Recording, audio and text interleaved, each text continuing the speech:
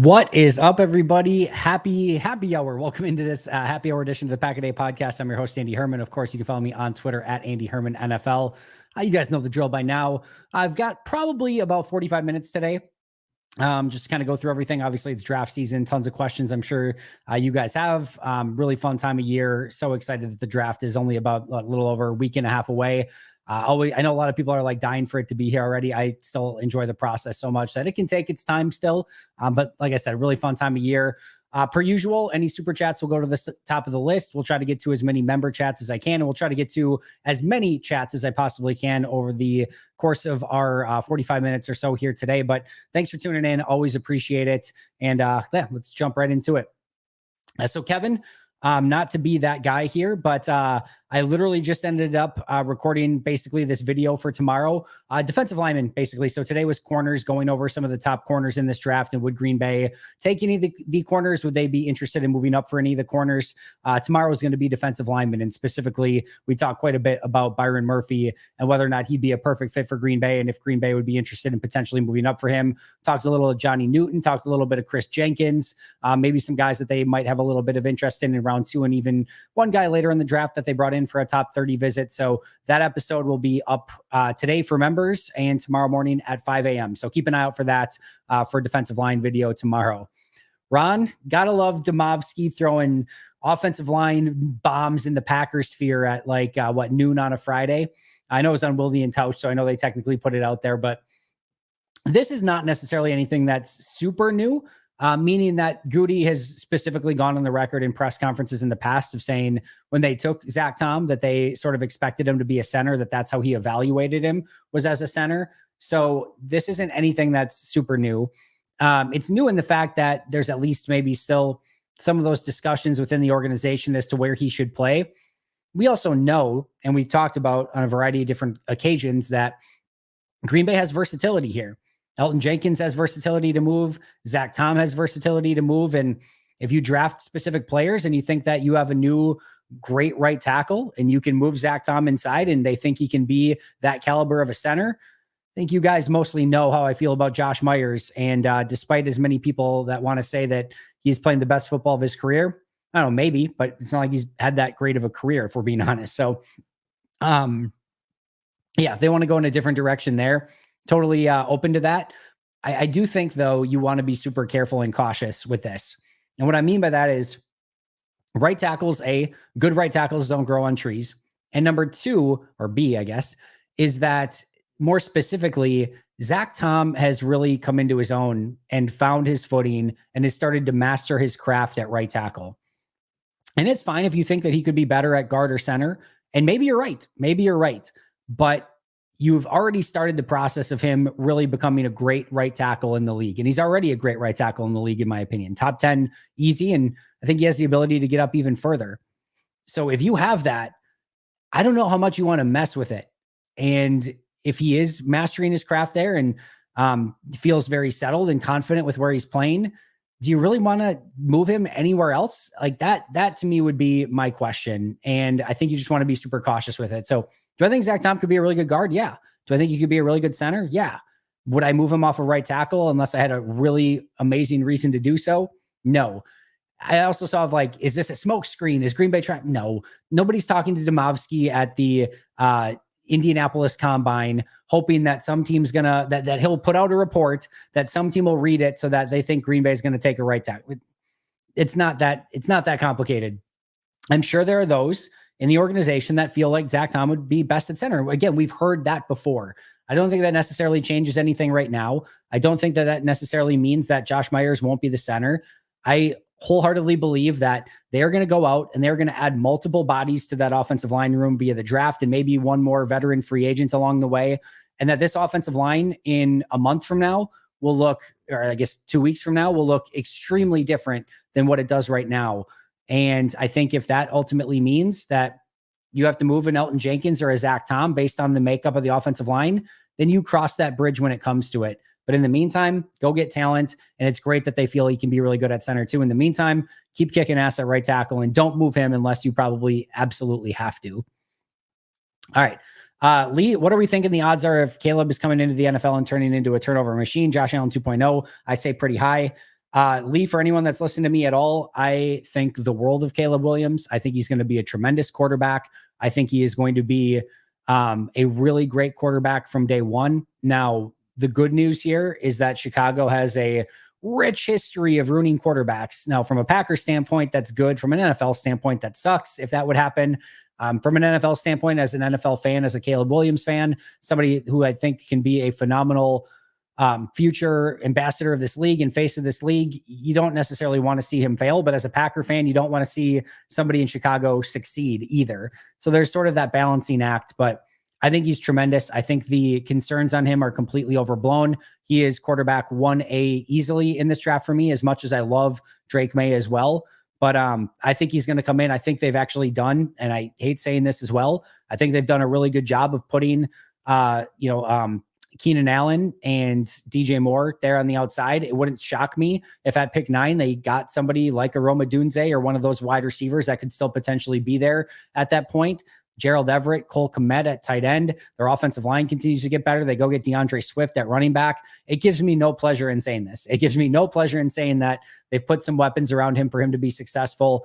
Shane Waldron, I think, will be a good quarterbacks coach for him. But no, I unfortunately, and however you want to view it, I think Caleb Williams is going to be fantastic. And that sucks. And Chicago probably found their future quarterback. But if you're holding out hope, just know that he won't be great. It's the Chicago Bears, and they screw this stuff up a lot. So there's always that going for you. I suspect the Packers will trade down a little and try to maximize picks in rounds 2 through 4. It's well within the realm of possibility. I think if you look at this draft, specifically around that pick 25 range, I've gone over it. There's not a ton worth trading up for. And I think if you're looking at it, I don't think there's a ton of difference between pick 40 and pick 25. And if Green Bay looks at their board and says, hey, we think we can get down to pick 32, 33 from pick 25, pick up a third round pick and still get the exact same caliber of player that we would at pick 25, then you do it. On the flip side, if you're looking at pick 25 and you get there and there's only 2 guys on your board that have first round grades left, then you're probably just more apt to say, screw it, we're taking whoever is the best available on our board at this point, and we're not going to mess with it. Or if they get to pick 20 and there's only 2 guys left on their board that have first round grades, then they might start looking up at pick 21, 22 to try to make sure that they get one of those guys. So all is on the table. They could fall in love with somebody. They could love Terrion Arnold and say, hey, if he's there at 16, we've got to deal with Seattle in place and we're going to go get him. Maybe they love a Byron Murphy. Maybe they love one of the offensive linemen in this draft and go up and get him. Those are all within the realm of possibility. But if you had to have me put money on it today, I think trade down is a very strong option. I think selecting at 25 is a strong option. And I think moving up is probably the least of those options. All right, Alex, thank you for the super chat. Really appreciate that. Are there any guys in the top 50 or so consensus rankings non-quarterback that you'd be shocked to see the Packers take? Top 50 is an interesting number because Green Bay has 2 picks in that range in the second round. And that's where you can get a little bit more creative because you have 5 top 100 picks, 11 picks overall, and 3 picks in that top 50 range. So top 50 is a bit interesting. As you mentioned, I'd be shocked if they took any of the quarterbacks. I'd be shocked if they took any of the top wide receivers in this draft. Do I think if somebody fell to them in the second round, I don't even know who I feel at that point would have to fall to them. Because I don't think they're going to want to go and get any sort of slot wide receiver. Could they take a Ricky Pearsall in the second round? Yeah, I think that could be somebody within the realm of possibility. Brian Thomas, maybe at the end of round 1, or if he somehow fell to early round 2, I don't think that's ever going to happen. But if something crazy like that happened, but I don't think they're going to take wide receiver in the top 50. I don't think there's any running backs they'll take in the top 50, although Trey Benson would maybe be an interesting one. I'd be pretty shocked if they took Brock Bowers. I don't feel like JC Latham is totally their type along the offensive line. Not shocked, but I'd probably be pretty surprised at him. I'd be pretty shocked if they took a pure center in their first round. If they took Jackson Powers Johnson in the first round, I'd be pretty surprised at that just because that's not usually in their DNA at all. Let's see. Nothing at defensive line would shock me. I'd be pretty surprised if they went like Darius Robinson. He doesn't really fit their type. Same with Chop Robinson. I'd be less surprised with Darius than I would with Chop. He doesn't hit their height or weight at all. So that'd be pretty surprising. I'd be surprised if they took an Ennis Rakestraw in the first round. I think that would be pretty surprising.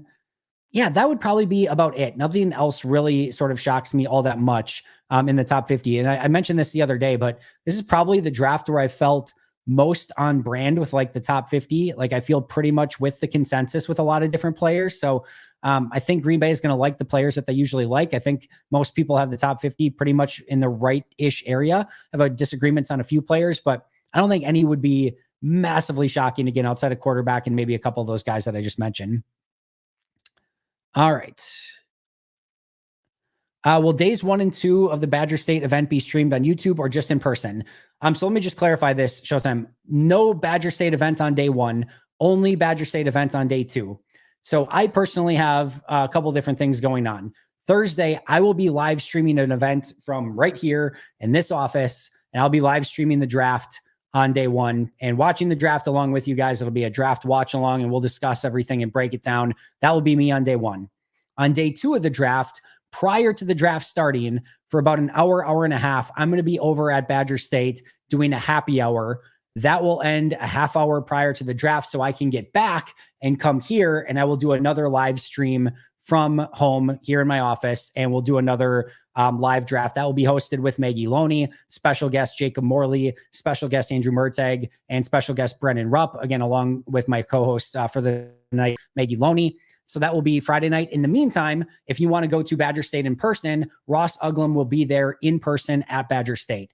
I don't think he is live streaming anything from Badger State. I could be wrong about that. But if you want to go in person and get some amazing Badger State beer, you can go and see me at the happy hour before the draft and then Ross during the draft. And then Saturday, I will be doing something for members only. I'll be going live at some point for Pack a Day Podcast YouTube members, and again, live streaming from here. So only Badger State event is on Friday. I will be doing it prior to the draft. I'll be there. Once the draft is started, Ross Uglum will be there. I don't think anything's going to be live streamed that night, but Ross could change something on that. Lee, I don't think they trade back. We got more than enough draft capital in those rounds. I don't necessarily agree with that. And what I mean by that is I took a look at this the other day for Pack a Day Podcast YouTube members. So there's an extra video out there for anyone who's a member. And I broke down the locks on this team. And without giving too much away, I think there's 33, 31? Let me bring it up really quick. I think it was 31. I don't even need to bring it up. It was 31, 15 on offense, 15 on defense, and 1 special teamer. I had 31 locks to make the team. 31 locks out of 53-man roster. That means there are 22 spots that are still available. Even if you want to take 5 of those fringe guys and say those guys are locks, there are still 17 roster spots available. I don't think you can ever have enough competition. I don't think you can ever have enough early second, third round picks in a draft. Those are so freaking valuable because they are super cheap for those first 4 years. They are usually very talented, especially the way that Good is at evaluating talent around that spot. So I don't necessarily see it that same way. I'm not against it, meaning if they want to take those 11 draft picks and turn it into 8 better draft picks, that's totally fine. I'm cool with that too. But I don't think you say, well, they don't need more players or they shouldn't trade down or they shouldn't trade up. I think you have to take every single situation on a one-to-one basis and say, all right, like I said earlier, you get to pick 20. There's one guy left on your board on the first round. You better be calling up to try to get in 20, 21, 22 to try to secure that 1 first round grade left and use your draft capital to go up and get that player. If you're at 25 and you've got 8 guys with the same grade, well, then you probably should move down to about pick 32, pick up an extra, third rounder, go get the same caliber of player you can get at 25 at 32 while picking up another top 100 pick. So I don't agree that this roster is maxed out, that there aren't players that you can have extra competition for. Like I said, I have 31 locks to make the roster. And that's even like I have Sean Clifford as a lock. Is Sean Clifford like a dead set lock? Like probably not. Like it's probably a universe in which Sean Clifford doesn't make the team if you draft a better quarterback, but I have 31 locks on the roster, 22 spots available, and you can always have more competition. So if they want to grab additional draft picks, by all means, go do so. Go get talented football players. You don't know who's going to be hurt. You don't know what positions are going to break down. Just go get good football players and figure out the rest later. Yep, hit that like button, everyone. Christian Boyd, I've not watched Christian Boyd. I know he was in for a top 30 visit. Northern Iowa, I think, 6-year senior. Yeah, so I think he's like 24 years old. He's on the older side, 3.0 RAS, if I remember correctly. But yeah, I haven't watched his tape yet, but I did a little bit of study on him because I know they did bring him in for a top 30 visit. I can give a little spoiler for tomorrow, Andy. Yeah, just again, the fact that we're going over defensive tackles, specifically Newton, Byron Murphy, and Chris Jenkins will be the three primary ones that we discuss. The rest I'll leave for tomorrow's episode. I'd love to hear more of your thoughts on the running back room. Dillon over Wilson, who would make a practice squad if cut? I'm hoping we draft a running back, but I don't dislike Dillon or Wilson. Techwin, my take here on the running back room is I want more competition and I want somebody that's more dynamic to back up Josh Jacobs. We have lived through the backup AJ Dillon experience. It's not bad. It's not terrible, but it can be better. And I think we saw the difference last year with AJ Dillon as a starter and with Aaron Jones as a starter. And having a legitimate playmaker on the field is important for this offense. It opened up everything. I think that's a huge reason they went and got Josh Jacobs, is they're hoping that Jacobs is going to be able to, or at least be more likely to make it through a 17-game season plus playoffs and be out there far more often. They understood that this offense was dynamic when they had that sort of player on the field. But you can't just count on that. You can't count that Jacobs is going to be healthy through the entirety of the season. And we saw a huge degradation in the offense, in my opinion, when it was Dillon and not a playmaker out there on offense. And I'm not ready to just crown Emmanuel Wilson and say, yep, he's ready to take on that mantle. I like Wilson too, but I want him to compete. I want Dillon to compete. I personally would like 2 draft picks, maybe day 2, day 3, like early day 3, somewhere in the 3rd, 4th round. And then maybe a player or 2 in the 6th, 7th round, or a 6th rounder and an undrafted free agent. Go get competition for that spot. And the only lock at running back, in my opinion, is Josh Jacobs. Emmanuel Wilson should have to earn his job. AJ Dillon should have to earn his job. And then, the draft picks, if you're taking somebody day 2 or early day 3, round 4, they're going to get one of those spots in all likelihood. But I want competition. I think you can find some players that can be a little bit more dynamic to back up Josh Jacobs. And I think that's something that's really important because we did see the difference between Dillon and Aaron Jones a season ago in a very drastic way. All right. Love people with dog picks. All right. Fair enough. I think that's from Techwin. Yeah, it's a good dog pick. All right. More I think about Arnold, he's such a great fit for the Packers. He is. I talked about this on the episode today. There are precious few players who hit everything that Green Bay looks for and could come in and play right away and are at a position of need. There's basically like none outside of Terrion Arnold. You can sort of fudge your way to a couple other players that make a ton of sense, but Arnold is the one that hits the age threshold, the relative athletic score threshold, is under, 22 or under of years of age, Power 5 conference, hits all of their cornerback thresholds, is a position of need, can come in immediately and start opposite Jair and compete for that spot, can compete at the slot with Keyshawn Nixon. There's a lot of different things that I think he could bring to the table and fits everything that they look for in a draft pick. It's just, where is he going to go in the draft and how high do you need to go to get him? I laid out the scenario today. I think if you get to pick 15 and the 2 corners are still on the board, I mean, Quinyon Mitchell and Terrion Arnold, I think at 15, the Colts take one of them. And I think they probably take Quinyon Mitchell. And that means one of them, and specifically in this scenario, Terrion Arnold gets to 16. 16 is the Seattle Seahawks. Green Bay and Seattle have dealt a lot in the past. Of course, there's the connection there with John Schneider. In addition, Seattle loves moving down in the first round. They do it a lot. 16 to 25 could make some sense. 2 deals that would make sense for Green Bay that almost match up perfectly from a draft value standpoint. Pick 25 in both of their 3rd round picks, or pick 25 in their second round pick. It is almost an exact equal value for pick 16. If they loved Arnold that much, if they wanted to go get that guy, that's the position to do so. He'd be a very fun addition to the defense, would fit perfectly in Jeff Hafley's system. It's just, how aggressive do you want to be with that? And I get if people have PTSD from all of the draft picks that the Packers have spent at the defensive back, specifically the cornerback position, and failed at so many times. Now, Jair's the opposite of that, obviously, but it's not gone great when they've gone corner. Josh Jackson, Demarius Randall, Quentin Rollins. You guys know all of them. Eric Stokes has not gone great. We could go on and on. Josh Jones at safety. Like that defensive back, day 1 and 2 picks have been a nightmare. So I get, if you're worried about that, understand it, but I do think he'd be a really good fit. It just depends on how aggressive Green Bay wants to be. Thoughts on the NFL rule changes, the kickoff rule and the no hip drop tackles.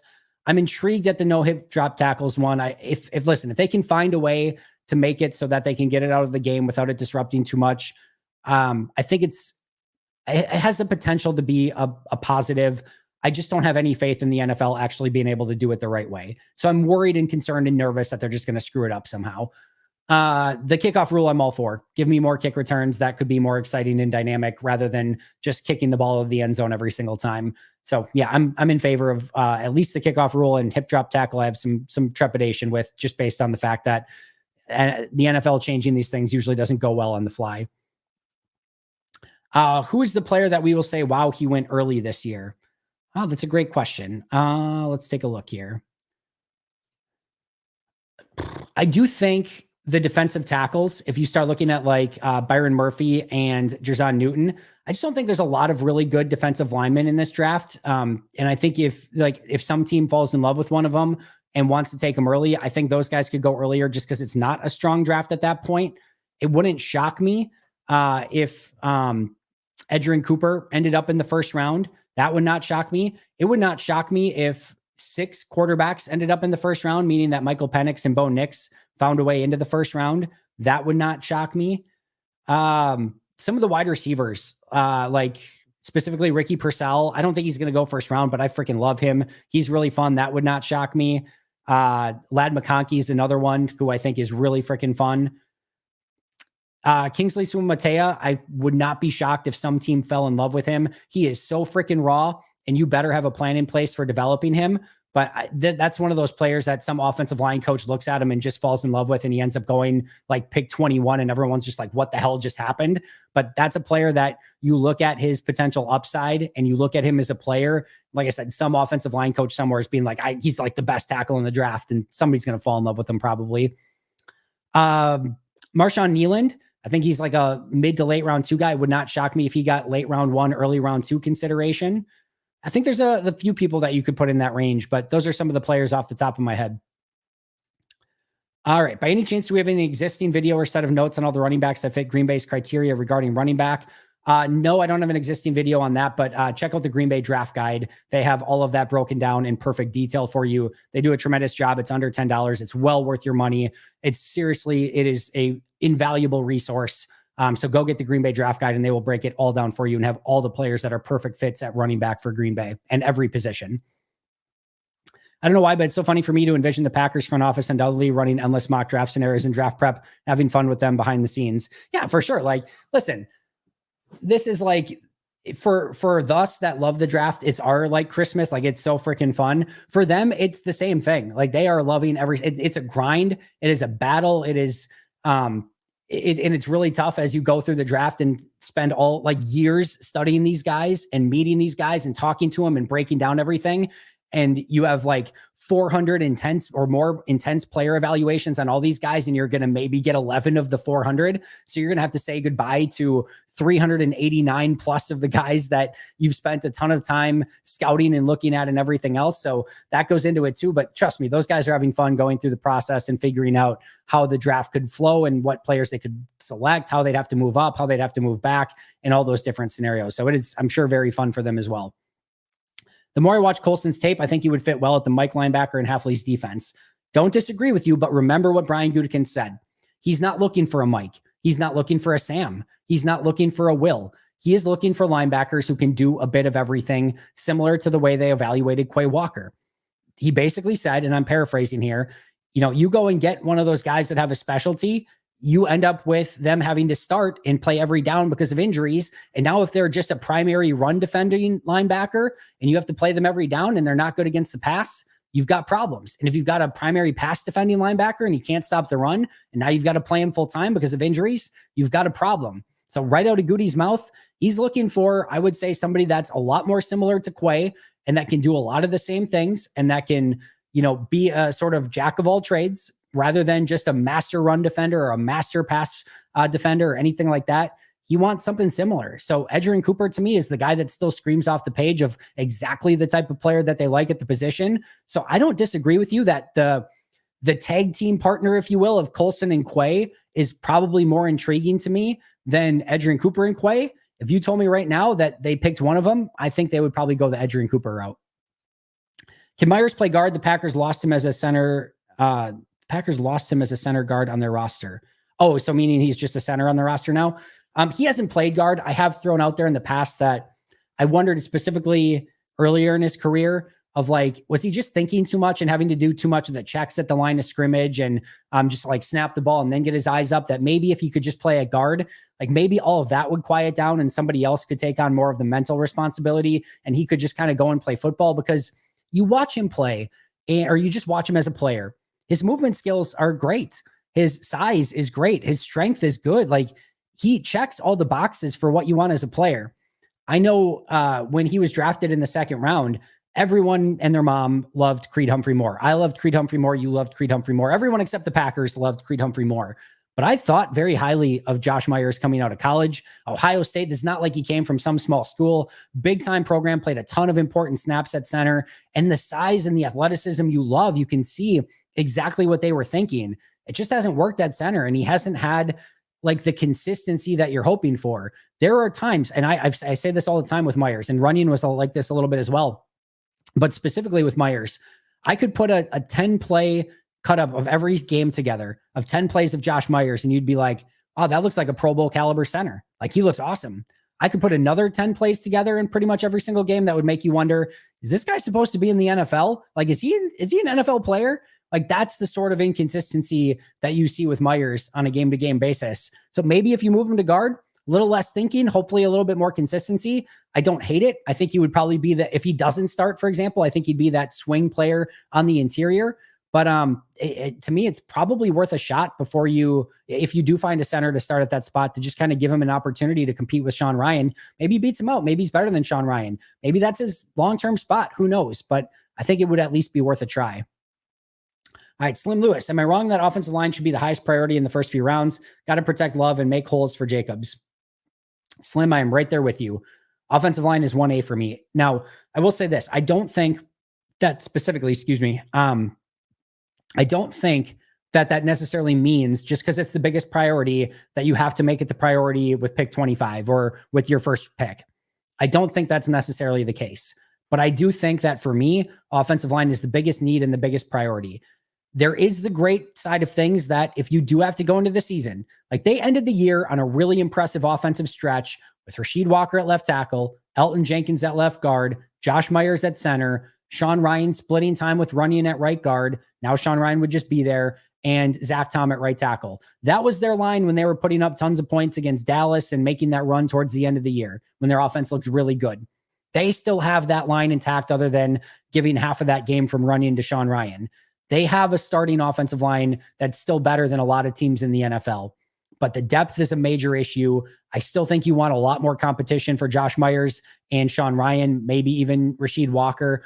And I think this is an offense that with these playmakers at tight end, running back, and wide receiver, and with Jordan Love at quarterback, if you give them protection, if you give them the offensive line they need, this is going to be a top-level offense in the NFL. They are going to put up points. They are going to be really freaking good. One weakness, one Byron Bell, Alex Light, Don Barclay-esque weakness on that offensive line could cause Jordan Love to drop his eyes and be worried about that spot. And that's the worst thing you could have for a young quarterback that's just coming into his own. That's the worst thing you could have for a quarterback you're about to invest over $50 million per season in. That's the worst thing that you could have for the running back that you just invested a ton of money in as a free agent running back. That's the worst thing you could have for all of your young playmakers on the outside. So make sure that you have the depth, the versatility, and the talent on that offensive line that you need to go out there and compete, because the rest of this offense is ready to take off and play at a very high level. Just make sure that offensive line has the depth there that you need as well. All right, where did I leave off here? Let me see if I can get some members chats here. Give me 1 second, guys. Sorry for the wait. All right, Corey, Barton or JPJ if both are available. The first thing I'll say is at pick 25, if we're talking about it, you're probably in a situation where Barton is more likely gone. And I do think Jackson Powers-Johnson, per numerous reports, is probably more of a second round guy. So I think if you're leaning Jackson Powers-Johnson, you're probably looking more at pick 41, your first second round pick. So I think if both are there, the NFL seems to be much higher on Barton than Jackson Powers-Johnson. It wouldn't surprise me if Powers-Johnson had a very similar sort of Creed Humphrey type, like he's, oh my goodness, he's still there mid or late second round.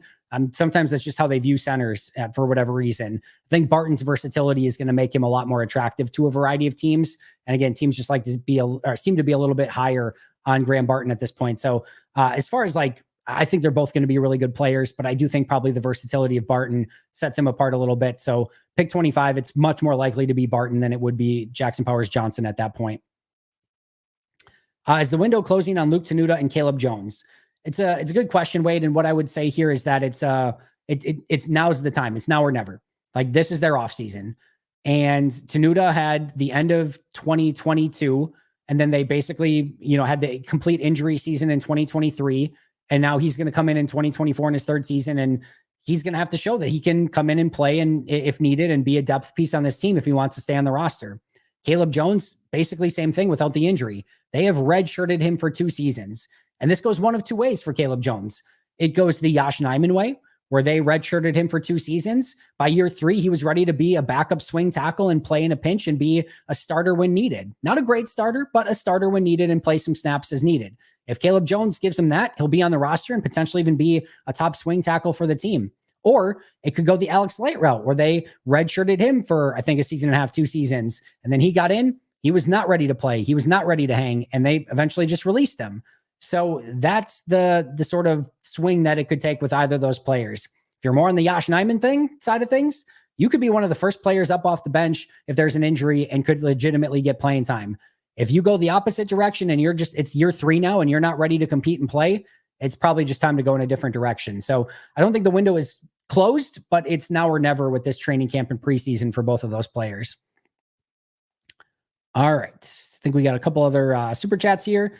Made a live one, loving the draft content, most state of Minnesota. And thank you so much for that. Always appreciate your support. I see you in all these chats and in the comments online and all the stuff. So thank you for being a Hall of Fame member. Appreciate you a ton.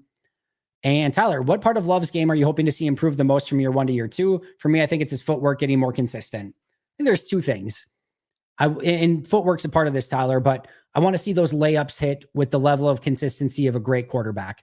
And you saw that more as the season went along, as he just got more comfortable. I don't want to see any of those easy, intermediate, short passes that are open and you're able to pick up yardage. We can't have those be incomplete. Those need to be layups and consistent hits for Jordan. Like I said, we saw a huge improvement on that from beginning of last year to end of last year. So I don't have a concern over it, but I want to see him go a full season where there was the time with Aaron when he was in his prime, where when the ball left Aaron's hands, you didn't even have a question. Maybe a defender was going to bat it away at the last second, but you pretty much knew, because remember, you're watching the TV tape and you can only see Aaron and the ball leaves his hands down the field. And you don't know where that thing's going to end up. But you knew with Aaron, it was not going to be picked. It was not going to be in harm's way. And if there was a player open, he was going to hit you. Like, basically, when the ball left Aaron's hand, you knew something good was going to happen every single time, unless it was, the classic Aaron Rodgers throwaway 20 yards out of bounds. But outside of those, my point. If the ball left his hands, you knew something good was going to happen with it. And that's what I want to see with Jordan. And again, I saw this in the second half of last season, where we started to have that same level of comfortability, where ball left his hands and the screen pans down following the ball. And you just knew something good was going to happen. Earlier in the year, you weren't sure if it was going to be like, man, is there going to be a defender there? Is this going to be something where the receiver's open and it's 5 yards to his left? I want to see those layups. And then the other thing is that deep ball consistency. We also saw that got better as the season went along, but there were a lot of opportunities early to mid last season where there were explosive plays to be had down the field. Wide receivers were winning. Matt LaFleur was getting advantageous matchups, and there were opportunities to hit on those big explosive plays, and Love couldn't hit on some of those. So the layups and the deep ball accuracy is the real next step for Jordan Love. Everything else I've got a lot of faith in.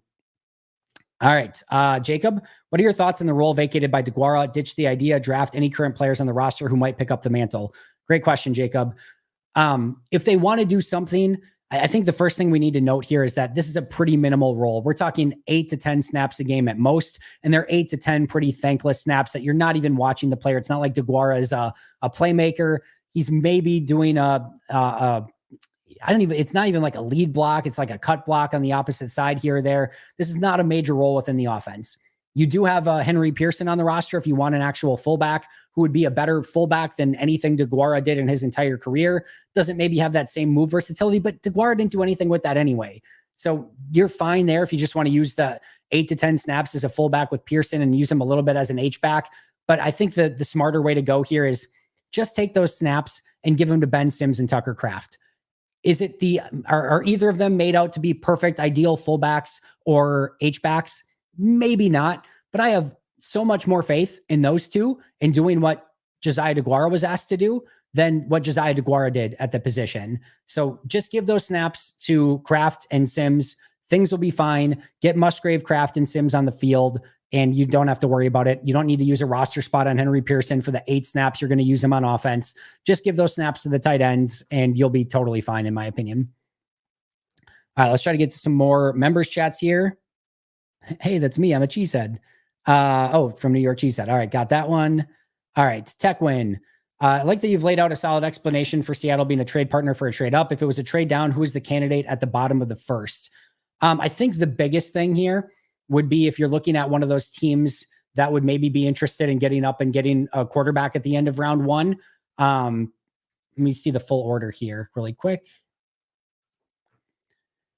I have a sneaky trade. There's a trade episode that I have coming up. There's a sneaky trade that I love for Green Bay at 25. I'm gonna hide this one as well, but I have a trade episode coming up either next week or the following week where I'm gonna label all the different spots that Green Bay could get to in the draft using some historical trades and some of the trade charts. So keep an eye out for that. But I have a really, really fun one that I'm kind of geeked about that I think actually makes a lot of sense. But let's see. Kansas City at 32 to Green Bay at pick 25. I think that makes a lot of sense. Reason being, wide receiver. Rashee Rice has the whole situation going on. I know they got Hollywood Brown, but I still think they're going to want to get younger and more talented at that position. If there's a receiver at 25 that KC loves, I could see them potentially coming up and maybe making that trade. Let's see what else we got here. Let's say New England at 34. Let's say something does happen where New England at pick 3 trades out of that spot with Minnesota.